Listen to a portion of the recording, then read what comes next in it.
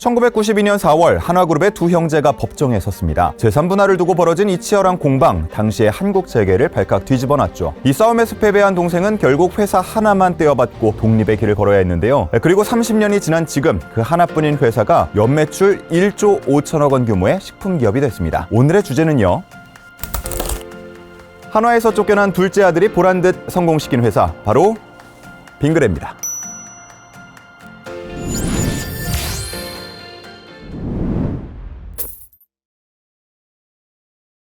한화그룹의 김승현 회장, 빙그레의 김호연 회장.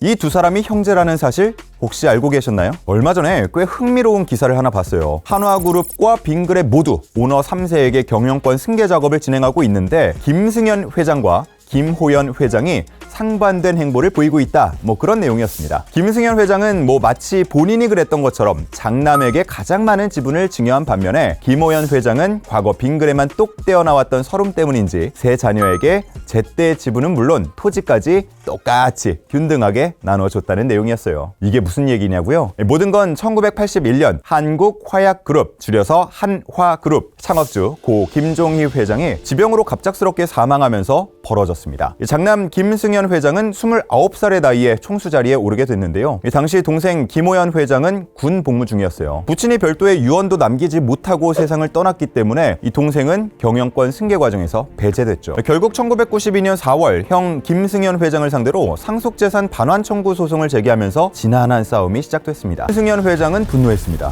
심지어는 회사 창립 기념식에서 나 동생과 인연 끊겠다 이렇게 공언하기까지 했고요. 프로야구팀 빙그레 이글스도 한화 이글스로 이름을 이때 바꿨죠. 의절한 거나 다름없었던 두 사람은 1995년 어머니 칠순잔치에서 만나서 극적으로 화해했습니다. 그해 11월 김호연 회장이 소를 취하하면서 3년 6개월여를 끌어온 이 법적 갈등도 일단락됐습니다. 2010년 김호연 회장이 국회의원직에 출마했을 때 김승현 회장이 직접 선거사무소를 방문해서 응원하는 모습을 보여주면서 끈끈한 우애를 자랑하기도 했죠. 어찌됐건 김호연 회장 입장에서는 이 시끌벅적한 싸움으로 빙그레 하나만 얻고 끝난 셈이 됐는데요. 김호연 회장이 취임하던 해인 1992년 빙그레의 부채 비율이요, 무려 4,000%가 넘었는데 메로나를 출시하면서 첫 해에만 200억 원 이상의 매출을 올렸고요. 이후에 바나나 맛 우유, 투게더 같은 효자 상품 덕분에 지속적인 성장을 계속하면서 작년에는 연결 기준 매출액 1조 4,630억 원, 영업이익 1,313억 원을 기록했습니다. 한마디로 한화에서 쫓겨난 둘째 아들이 보란듯이 회사를 키워낸 거죠. 김호연 회장, 지난 2월에는 가지고 있던 한화 지분 0.16%를 전량 매도하기도 했는데요. 한화그룹의 3세 승계 구도가 마무리되는 시점에 맞춰서 지분을 정리한 걸로 보이죠. 어찌 보면 지긋지긋했던 한화 일가와 헤어질 결심을 한 건지도 모르겠네요.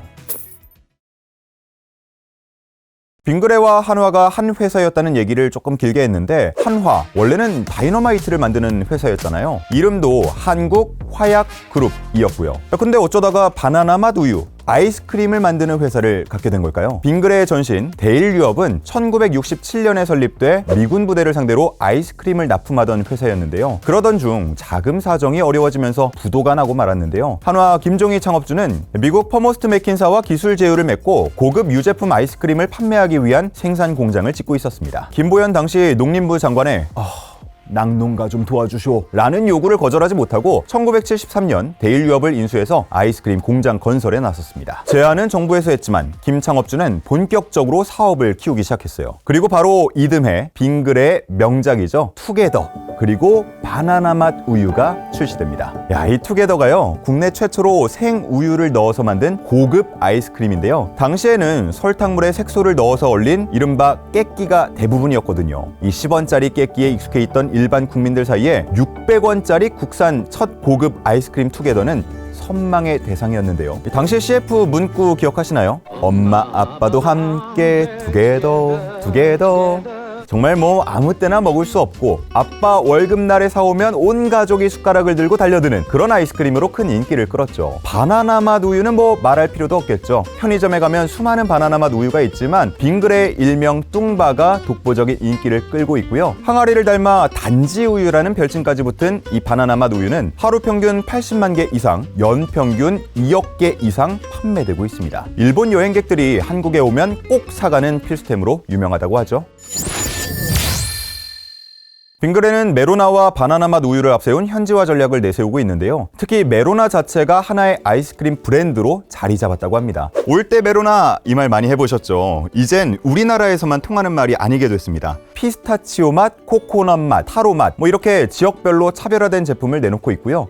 이러한 전략이 딱 맞아떨어져서 지난해에만 무려 1억 6천만 개, 약 500억 원어치 팔리면서 해외 입맛까지 사로잡았습니다. 바나나 맛 우유도 인기가 많기 때문에 수출을 위한 냉장 유통 채널도 확대하고 있어요. 실제 지난해 해외 매출은 사상 최대인 1,540억 원을 달성했는데요. 빙그레 해외 매출은 최근 5년 동안 연평균 19.5% 급성장, 올해는 해외 비중 13%를 넘어설 전망입니다.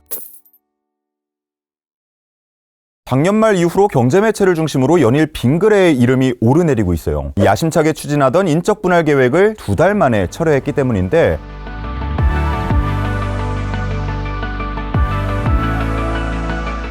실익이 없다, 공정위 조사 때문이다. 이유에 대해서는 여러 가지 말이 많지만 일단 인적 분할을 거쳐서 지주사 체제를 구축하겠다던 기존 계획은 당분간은 멈춘 상태입니다. 기존 계획대로면 5월에 다 끝났어야 됐죠. 간단히 말하면 빙그레는 회사를 2개로 나누려고 했어요. 존속법인 빙그레 홀딩스는 신규 사업 투자나 자회사 관리를 담당하고, 신설법인 빙그레는 우리가 잘 아는 유가공 제품 같은 기존 사업에 집중한다는 게 골자였죠. 이렇게 되면 기존의 오너일과 빙그레 자회사로 이어지던 지배 구조가 오너일과 빙그레 홀딩스 그리고 빙그레와 자회사 이렇게 바뀌게 됩니다. 이미 이쯤 되면 눈치챈 분들도 계실 거예요. 기업이 지주사 체제로 전환에 나서면 연관 검색어처럼 따라 나오는 게 있죠. 바로 경영권 승계입니다. 지주사 지분을 확보하는 것만으로도 그룹 전체를 지배할 수 있는데요. 실제 유력 승계자로 꼽히는 김동환 본부장이 지난해 3월 빙그레 사장으로 승진을 했잖아요. 그 이후로 경영 보폭을 확대하는 모습을 보면서 지배구조 개편은 즉 승계 작업이다 라는 게 정설이었죠. 여기서 우리는 제떼라는 회사를 주목해야 되는데요. 제떼는 빙그레 오너 3세가 지배하는 가족 회사입니다. 김호연 회장의 세 자녀 33.3%씩 지분을 나눠가고 있어요. 2000년대 초 빙그레의 물류대행 사업을 맡은 이래로 내부 거래로 꾸준히 성장을 해왔고요. 지금은 빙그레의 지분 1.99%를 보유하고 있기도 합니다. 오너 3세들 입장에서는 일단 제떼의 존재감을 키워야 합니다. 나중에 빙그레가 지주사 체제로 전환할 때 제떼를 통해서 지주사에 대한 지배력을 획득할 수 있고요. 또 제떼가 덩치를 키운 상태에서 지주사에 흡수되면 지분 매각을 통해서 확보한 현금을 증여세를 내는데 쓸 수도 있기 때문이죠. 이리 보나 저리 보나 제떼가 빙그레 승계의 핵심 키라는 점은 분명해 보입니다.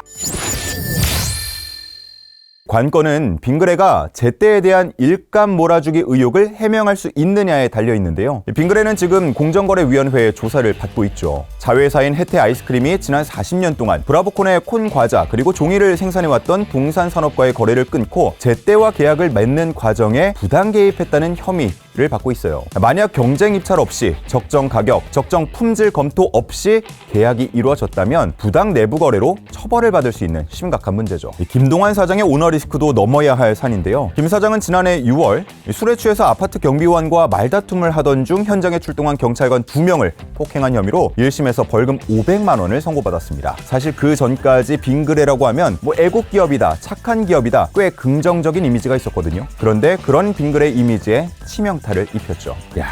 빙그레의 승계 작업 순탄치만은 않아 보입니다. 오늘 빙그레와 관련해서 여러 얘기를 했는데 사실 꼭 하고 싶었던 얘기가 하나 더 있습니다. 작년에 꽤 이슈가 됐던 영상이 있어요. 처음 입는 광복이라는 이름의 이 캠페인은 옥중에서 순국한 독립운동가의 모습을 AI 기술로 복원해서 한복을 입혀준다는 취지로 진행됐습니다. 마침내 벗은 빛바랜 죄수복. 생각해보면 우리 독립운동가들 모두 다 죄수복만 입고 있었던 것 같은데 한복을 입고 있는 모습을 보니까 색다르고 감동적이더라고요.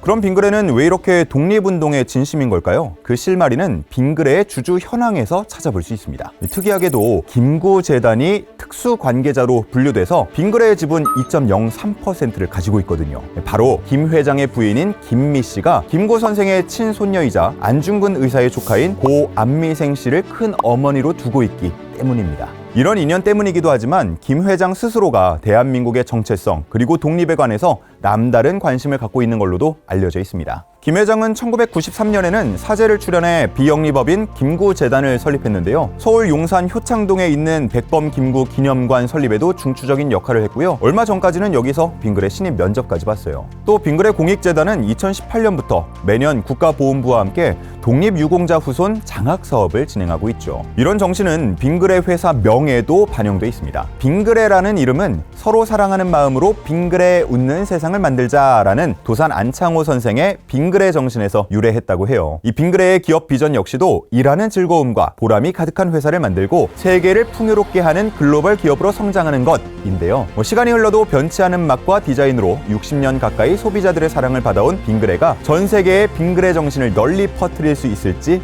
기대해 보겠습니다.